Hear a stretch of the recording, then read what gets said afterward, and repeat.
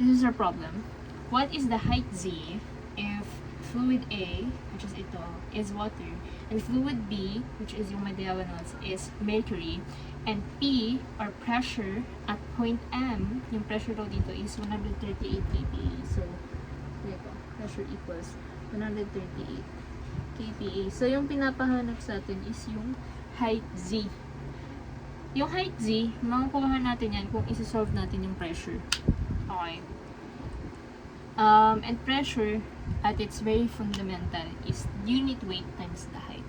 So, sinusulat ko Y kasi symbolism ni Jalasani sa libro niya, letter Y for unit weight. Pero, other people can have other symbolisms. That's just my personal. So, pressure is unit weight times the height. Ngayon, paano ba nakukuha itong unit weight? Di ba yung another formula that we have in fluid mechanics is for specific gravity of fluid X is equal to the unit weight of fluid X divided by the unit weight of water.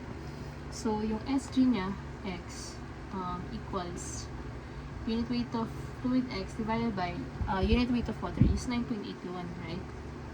9.81 kN per cubic meter.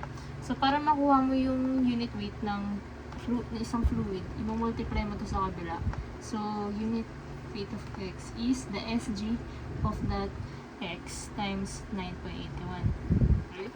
So, P mo equals SGX times 9.81.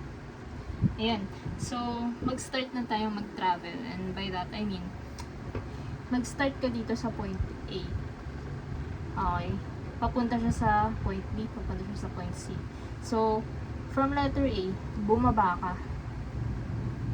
Ay, times dahil, sorry. Bumaba ka up to the point wherein you're interacting with another liquid, which is this point, right? So, yan yung my height. So, yung pressure dyan is specific gravity, 13.6 times 9.81 times the height Z. Okay? So, dahil nandito ka na sa point na to, yung pressure dito, same lang siya as yung pressure dito. Diba? Dahil sa Pascal's law, basta nasa same height sila, magkaparehas lang yung pressure nila. So, parang nag-travel ka na, pumunta ka na dito. Ngayon, positive yung ginamit natin, nag-add tayo, kasi pataas yung pressure, diba? Pagpababa, pataas ng pataas yung pressure. Pero dito, para umakyat tayo dun sa point C, pataas siya eh. So, mababawasan yung pressure. Aakyat tayo pag gano'n, no? So, i-minus natin. Ngayon, water na to, diba? Yung fluid A, water na siya. So, yung SG na is 1 times 9.81 times the height. So, yung height niya, papunta dun sa middle of the pipe, which is 1.5. Tapos, by dito, ang nakarating na tayo dito, yung P, alam na natin, diba? Binigay na 138. So, pwede mo sabihin like 0 equals. Tapos dito ka maglagay ng ng P. Pero, yan. Nilagay natin siya sa kabila. So, 138 equals 13.6 times 9.81 times Z minus 1 times 9.81 times 1.5. So, let's try to compute for the Z. 138 is equal to 13.6 times 9.81 times X minus 9.81 times 1.5.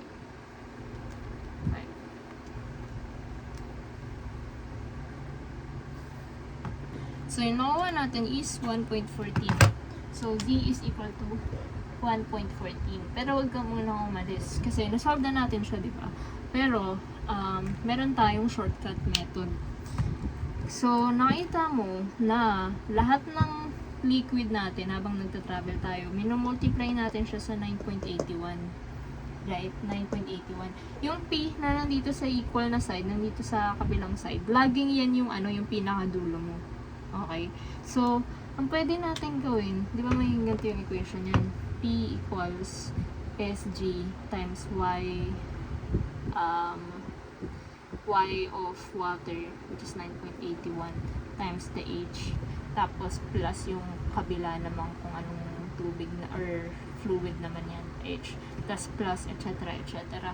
Pwede mong gawin, since hindi naman nagbabago yung ano mo, yung Y water mo, yung unit weight of water, 9.81 pa rin. Pwede mo na siyang ilipat dun sa kabila. P times Y water equals SG times H plus SG times H, etc. So, try natin na. So, ano yung 138 over wait, over 9.81 is equal to 13.6 times 1.14, or sabihin natin x. Yari, di pa natin nasolve. Minus 1 times 1.5. So, try natin. 138 times 9.81 is equal to 13.6 times x minus 1.5. So, ganun pa rin. 1.14 pa rin. So, mas onti yung sinolve mo. Mas onti yung equation mo pag ganito yung format.